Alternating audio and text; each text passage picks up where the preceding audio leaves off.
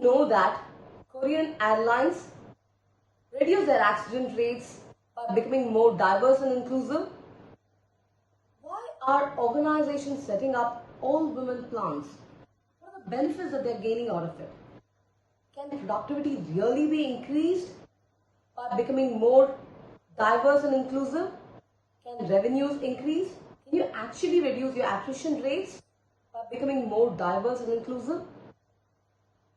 If you are a HR, a leader who's looking at starting your diversity journey for your organization, come join me on 27th April as I demystify diversity and inclusion.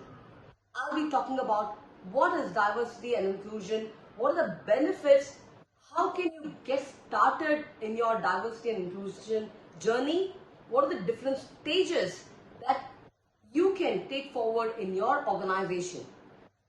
Register now.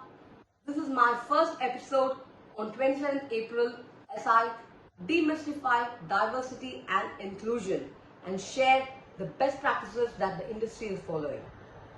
There are limited seats, so register now. See you on 27th April.